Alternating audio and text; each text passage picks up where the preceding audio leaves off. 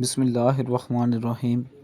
مدینہ کی ہواؤں میں سکون تھا، مگر عرب کے قبائل میں اب بھی ایسے دشمن موجود تھے جو اسلام کو مٹانے کے خواب دیکھ رہے تھے۔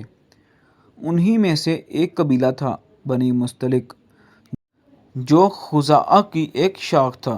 ان کا سردار حارث بن ابی ضرار تھا۔ اس نے عرب کے مختلف قبائل کو اکٹھا کرنا شروع کیا تاکہ مدینہ پر اچانک حملہ کر کے مسلمانوں کو ختم کر دے۔ خبر رسول اللہ صلی اللہ علیہ وسلم تک پہنچی۔ یہ سازش خفیہ نہ رہ سکی۔ رسول اللہ صلی اللہ علیہ وسلم کو وحی اور مخبروں کے ذریعے خبر ملی کہ بنی مستلق قبیلہ جنگ کی تیاری کر رہا ہے۔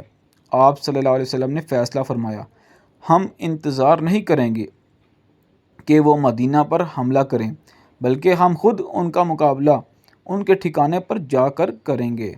مسلمانوں کا لشکر رسول اللہ صلی اللہ علیہ وسلم 700 مجاہدین کے ساتھ روانہ ہوئے۔ ان کے ساتھ 30 گھڑ سوار بھی تھے۔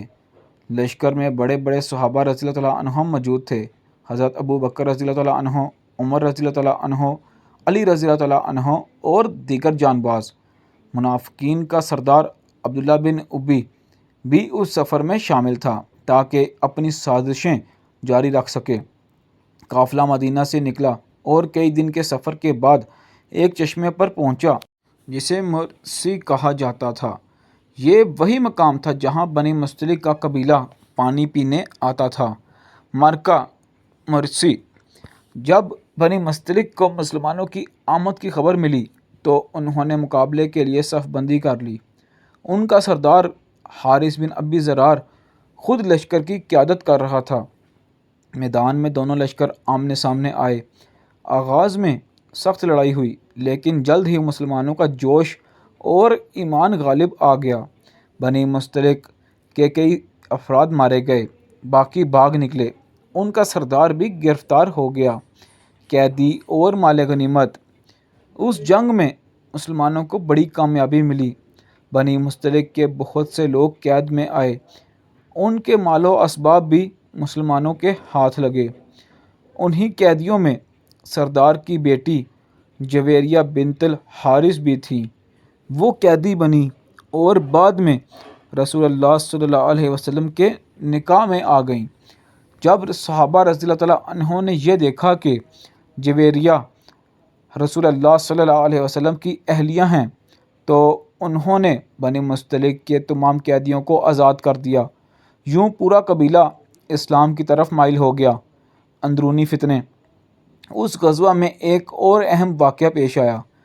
چشمے پر پانی بھرنے کے دوران مہاجر اور انصار کے 2 افراد میں معمولی جھگڑا ہو گیا۔ عبداللہ بن ابی منافق نے موقع دیکھ کر کہا، یہ لوگ مہاجر ہمارے پاس آئے ہیں، ہمیں بے عزت کر دیا ہے۔ جب ہم مدینہ واپس جائیں گے تو عزت والا، وہ خود کو کہہ رہا تھا، ذلیل کو، نعوذ باللہ، رسول اللہ صلی اللہ علیہ وسلم کو نکال باہر کرے گا۔ یہ خبر رسول اللہ صلی اللہ علیہ وسلم تک پہنچی۔ صحابہ رضی اللہ تعالیٰ عنہ بہت غصے ہوئے، مگر رسول اللہ صلی اللہ علیہ وسلم نے صبر اور حکمت سے معاملہ سنبھالا۔ واپسی اور نتائج۔ مسلمان بڑی کامیابی کے ساتھ مدینہ واپس لوٹے۔ بنی مستلق کا خطرہ ختم ہو گیا۔ رسول اللہ صلی اللہ علیہ وسلم کے نکاح کی برکت سے پورا قبیلہ اسلام میں داخل ہو گیا۔ اس غزوہ سے ملنے والے سبق: دشمن کی سازش کو وقت پر کچلنا ضروری ہے۔ اسلام کے حسن سلوک نے قبیلوں کے دل بدل دیے۔ جنگ قیدیوں کے اسلام لانے کا ذریعہ بنی۔